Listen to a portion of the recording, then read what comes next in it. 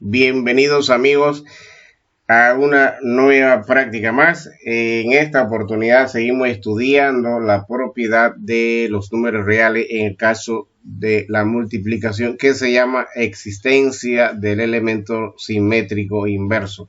Cuando hablamos de elemento simétrico o inverso, estamos hablando de una operación inversa donde la operación cruzada me va a dar a 1.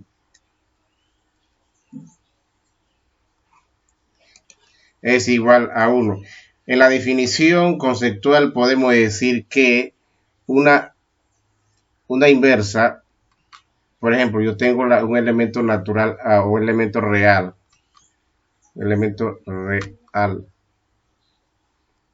de A, por ejemplo, ya lo está por aquí, de A, y la inversa es A a la 1, ¿no? A la inversa. Y eso es lo mismo que decir, esto es lo mismo que decir 1 sobre A, que pasa como denominador en forma positiva. O sea que si yo multiplico A por 1 sobre A, eso me va a dar a 1, porque aquí es 1, 1 por A es A y A por 1 es A. O yo lo simplifico en formas cruzadas y me va a dar 1 sobre 1, ¿no? O sería A por 1 es A y 1 por A es A. Y A entre A es igual a A. O podríamos decir que también es 1. Bien, de esta forma hemos visto de que la propiedad simétrica o inverso siempre va a dar un resultado de 1 o de A. Es decir, si yo tengo una A multiplicada por la inversa, eso me va a dar a 1. O sea que si yo tengo A, esta inversa se escribe 1 sobre A, ¿no? Como decíamos anteriormente, eso es igual a 1. Porque yo simplifico A entre A es 1 y 1 entre 1 es 1, 1 por 1, 1, ¿no? Definido de esa forma, veamos entonces el primer ejemplo de esta propiedad para verificar si es simétrica o inversa. Si yo tengo A, voy a poner acá, si A es igual a 2, si A es igual a 2, entonces 1 sobre A es igual a 1 medio, ¿no? Vamos a verificar si A igual a 2, o sea que yo voy a reemplazar esto. Voy a reemplazar que este va a aparecer 9, así que vamos a corregir A. Si A igual, entonces vamos a reemplazar la A, que sería 1 sobre 2 y es igual a 1 medio. Es lo mismo, ¿no? Entonces ahí hemos verificado la propiedad, primera propiedad. O, dicho de otra forma, yo multiplico 2 por 1 medio, ¿no? 2 por 1 medio. Que eso me da igual a 1. Porque 2 entre 2 es igual a 1 y 1 entre 1 es 1. O sea, yo multiplico el inverso. Y el inverso de 2, aquí sería 2 arriba, ¿no? Negativo 2, que pasa a positivo, que es igual a 1 medio. Entonces, si yo tengo el inverso de 2, el inverso significa que yo puedo pasar esto abajo. O si tengo el inverso de 1 medio, el 2 pasaría positivo y quedaría entonces 1. De esta forma se puede verificar la propiedad de inverso. Entonces hemos visto aquí 2 por 1 medio, o sea, el inverso del 2 es 1 medio. Y multiplicamos o simplificamos, me da igual a 1. Bien, entonces veamos otros ejemplos más de la propiedad simétrico o inverso. Repito, la inversa es lo contrario, ¿no? Lo contrario de un número y se resuelve porque cumpliendo la propiedad de a la inversa, ¿no? Repetimos, a por la inversa. Y eso es a 1 sobre a. Y es lo que habíamos visto. Vamos a borrar esto aquí. En el caso anterior de a. O sea, esto lo que está aquí es lo mismo, ¿no? Entonces, si yo decía que a igual a 2, Entonces podíamos reemplazar a 2 por 1 sobre 2. Y eso me da 2 por 1, 2. Porque aquí es como 1, ¿no? 2 por 1 por 2 es igual a 1.